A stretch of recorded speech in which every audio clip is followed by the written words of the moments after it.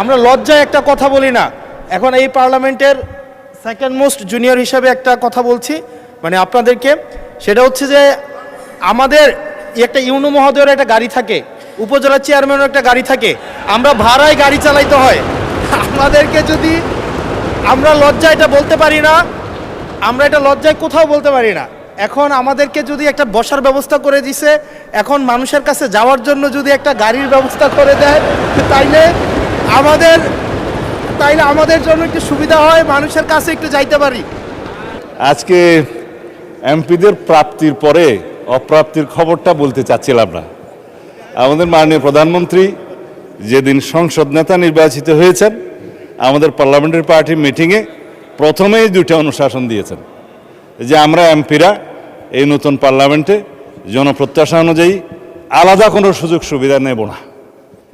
সেই হিসাবে তিনি অনুশাসন দিয়েছেন। একটা আইন আছে, এটা সংসদ বিষয়ক মন্ত্রণালয়ের অধীনে সংসদ সচিবালয় থেকেই লিড করবে।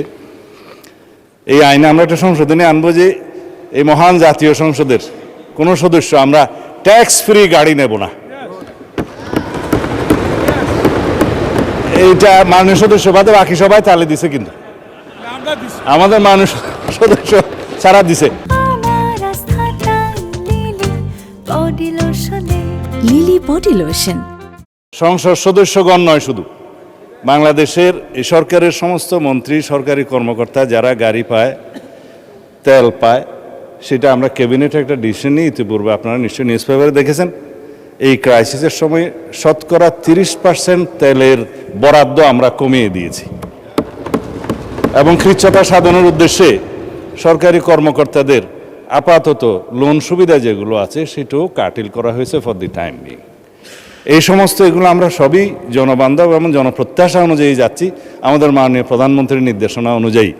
মাননীয় সংসদ সদস্য নিশ্চয়ই অফিস পেয়ে খুশি হয়েছেন, আবার গাড়ি না পেলে নাখুশ হবেন। তো সেই জন্য কীভাবে কী করা যায় সংসদ সদস্যদের যানবাহনের ব্যবস্থা, সেটা আলাদাভাবে আলাপ আলোচনা করে সরকারি দল বিরোধী দল একটা বিহিত ব্যবস্থা করার জন্য আমি মাননীয় প্রধানমন্ত্রীকে অনুরোধ জানাচ্ছি। ধন্যবাদ মাননীয় স্পিকার।